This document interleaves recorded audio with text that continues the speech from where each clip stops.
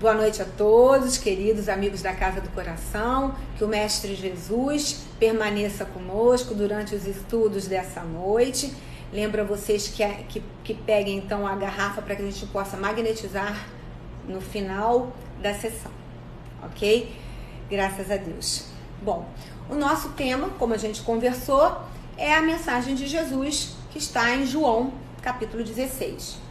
E a mensagem já era uma preparação de Jesus aos discípulos sobre as aflições que estavam por vir. O capítulo 16 de João é uma preparação aos discípulos para o martírio de Jesus que viria. O capítulo 17 de João é um capítulo lindo que sugerimos a leitura, que é uma prece do Mestre Jesus ao Pai pedindo pelos discípulos, porque ele já sabia o que ia acontecer. Os discípulos iam se separar, iam conhecer a violência, conhecer a agressão, iam conhecer o testemunho, o falso testemunho do martírio do Mestre. Então o 17 é uma prece linda, uma súplica de Jesus ao Pai para que cuidasse dos seus discípulos depois da sua partida. E o 18 já é então o relato, o registro da prisão do Mestre no Getsemane, né? Eu falo sempre errado, é Getsemane, né? Que foi o monte onde ele foi aprisionado e levado para o começo do seu martírio. Então o capítulo 16 é lá que ele diz aos discípulos que eles vão precisar ter bom ânimo. E ele fala assim, na íntegra: eis que chega a hora e se aproxima o momento em que vós serão dispersados, cada um para a sua parte, e me deixareis só. Mas eu não estou só, porque o Pai está comigo. Tenho-vos dito isso para que tenhais paz em mim. No mundo tereis aflições, mas tende bom ânimo, eu venci o mundo. Jesus preparava então os discípulos para o que viria. E ele começa falando aqui que ele não está só. Os discípulos iriam se separar, ele ia entrar no sofrimento, mas ele não estaria só, porque ele estaria sob a proteção do Pai, ele tem a fé em Deus, o Pai estaria com ele. É a consciência perfeita de que Deus existe e que nos guia. E quando você encontra uma pessoa que tem essa consciência de que tudo está sobre o poder da justiça divina e sobre o olhar do Pai, essa pessoa tem bom ânimo, essa pessoa tem alegria, essa pessoa tem coragem. Então o primeiro passo para que a gente possa ter um bom ânimo, para que a gente possa ter otimismo, é ter fé em Deus. É ter a consciência de que nada somos sem a força do Pai. Então ele já disse isso no primeiro parágrafo desse capítulo 16 de João. Outra coisa que ele fala também, ele fala: eu vos deixo a minha paz, eu vou deixar para você a paz. Eu vos dou a minha paz, mas não é a paz do mundo, é outra paz. Então Jesus estava dizendo que nós tivéssemos paz em Cristo. E aí Emmanuel, já colocando as palavras com o olhar do Consolador prometido, com o olhar do Espiritismo, ele faz uma definição que eu acho bem bacana do que é a paz de Cristo. Ele fala assim: a paz de Cristo é diferente, porque ela alcança o indivíduo na sua intimidade, nos alcança na nossa complexidade de ser espiritual, que necessita da consciência tranquila, afinizada com a lei divina ou lei natural. Esse é o olhar do Consolador prometido sobre a paz do Cristo, a paz que a gente tem que alcançar. Quando a gente fala em paz, né, a gente chega a ficar um pouco preocupado, porque, ter paz quando a gente tem tranquilidade parece até relativamente fácil, mas ter a paz inserido no caos do contexto do mundo é bem mais difícil, né? A gente sabe disso. E para nós, humanos, a paz, de repente, pode ser conseguir pagar um boleto bancário, pode ser conseguir ter uma casa de veraneio, viajar, sentar numa rede, tomar água de coco. Essa é a paz do mundo. E o mestre diz que deixo a paz, vos dou a paz, mas a minha paz, que é a paz diferente, essa que nós vimos na definição de Emmanuel, que é a paz que a gente precisa ter consciência, na certeza na lei divina, na lei natural. Mas aí a gente pergunta, o que é ter bom ânimo? O que é ser otimismo? Joana de Ângeles, ela explica muito bem isso no livro dela, que é desse título, Otimismo, Boa Nova. Ela fala muito bem sobre essa questão de você ter bom ânimo e otimismo. Primeiramente, ela coloca em tópicos. Primeiro, para você ter, a gente tem que entender que o bom ânimo ele é adquirido, conquistado, treinado e alimentado. Então, para que a gente consiga ter dentro de nós o bom ânimo, a gente precisa treinar. Treinar o bom ânimo. Cada vez que vier um problema, que vier alguma coisa que a gente acha que a gente não vai conseguir levar para o outro uma palavra positiva, pare e sorri. Sorrir. O sorriso é o primeiro ponto, a primeira demonstração de que você está ali com bom ânimo, para que você até possa ouvir uma pessoa. Essa é a primeira questão que Joana de Ângeles põe. O bom ânimo, ele é treinável, ele é adquirido, ele é alimentado. E outra coisa que a gente tem que pensar, aquela pessoa que tem bom ânimo, aquela que te traz alegria, que tem otimismo, ela não pode negar as aflições do mundo. Ela não pode negar os problemas, é um ponto seríssimo. Quando você nega os problemas, você passa por cima dessa situação de encarar que o mundo é um mundo de aflição, que nós estamos passando, você deixa de lado o seu bom ânimo. Você precisa encarar, entender as aflições para que possa trabalhar em cima dessa situação. Um exemplo bem interessante disso, um exemplo que é até triste da gente conversar, mas eu acho importante, é a história como surgiu a questão do Setembro Amarelo, né? É a campanha do Celebre a Vida, a campanha que o CVV atua, que as casas espíritas apoiam em relação à preservação da vida.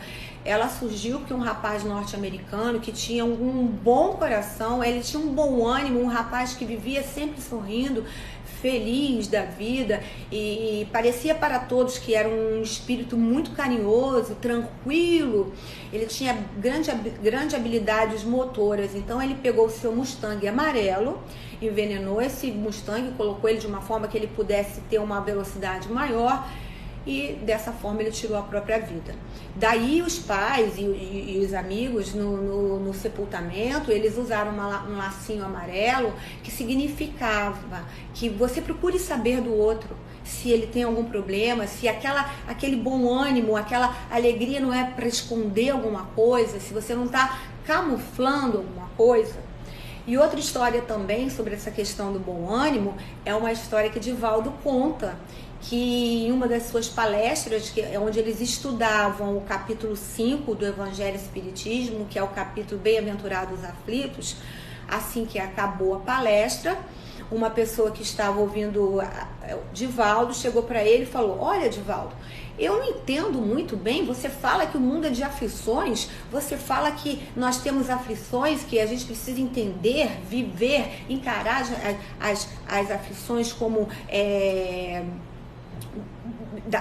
fazendo parte do planeta Terra, mas eu não vejo isso. Eu sou uma pessoa que eu tenho uma casa boa, minha mulher é super carinhosa, tenho 3 filhos maravilhosos, eu não vejo nenhuma aflição na minha vida. Aí Divaldo respondeu, né, com todo carinho: que bom, meu irmão, você então é abençoado. Enquanto Divaldo estava respondendo isso para aquele amigo, os espíritos protetores de Divaldo chegaram para ele e falaram: Divaldo, ele está negando as 3 noras que ele tem, né? Então, geralmente, a gente sabe que as nossas aflições, elas estão dentro do núcleo familiar. Geralmente são as noras, as sogras, os cunhados, né? Que trazem pra gente aquela maior número de aflições.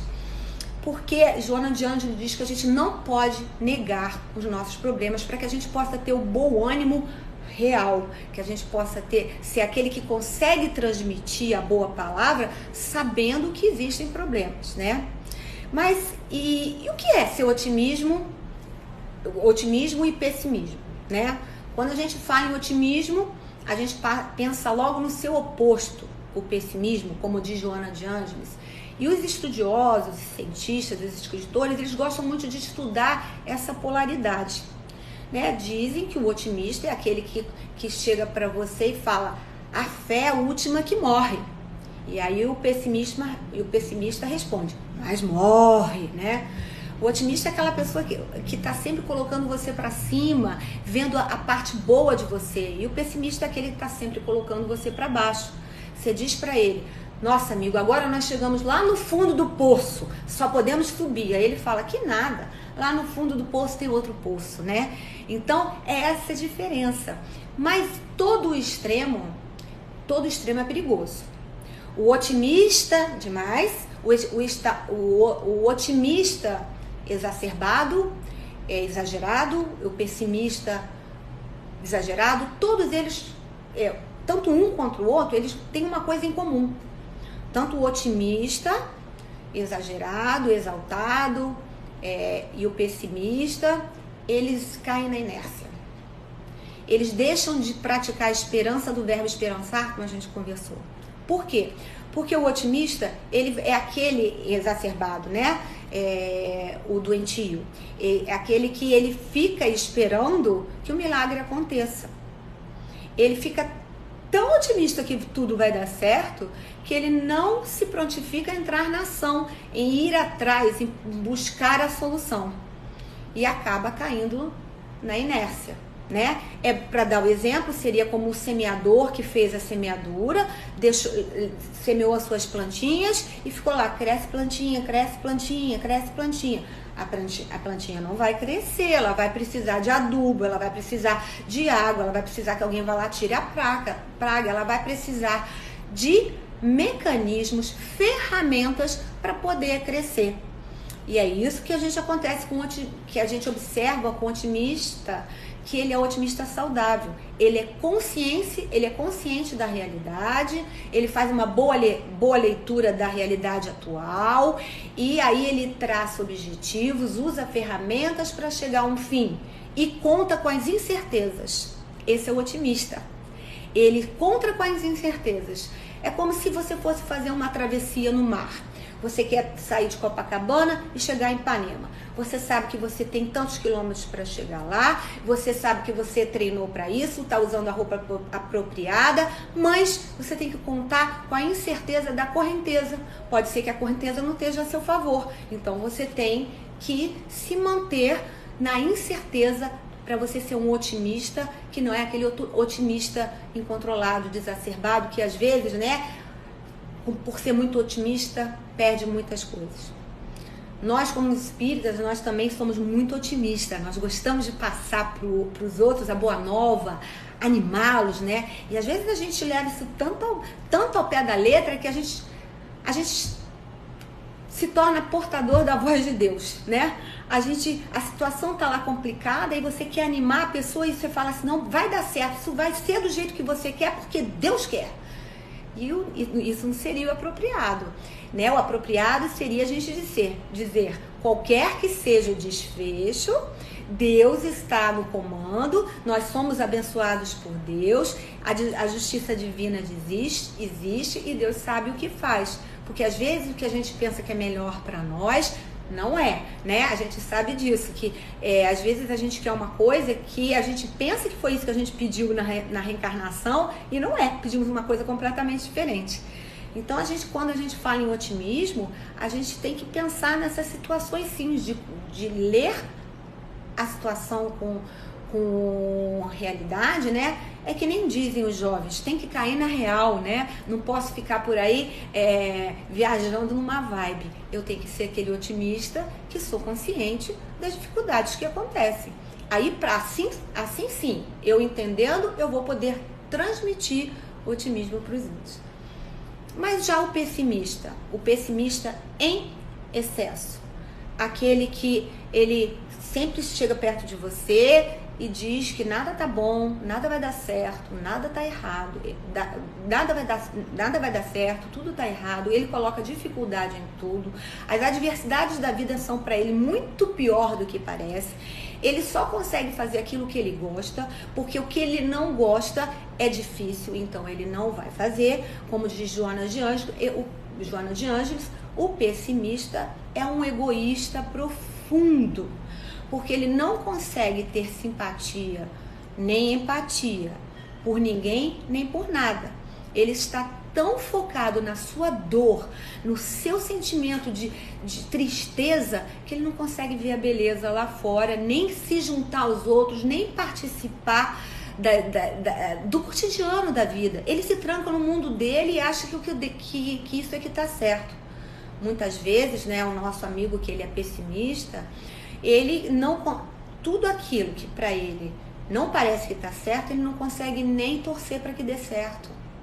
Ele já começa a torcer para dar errado, porque ele não gosta. Então, esse é o nosso pessimista.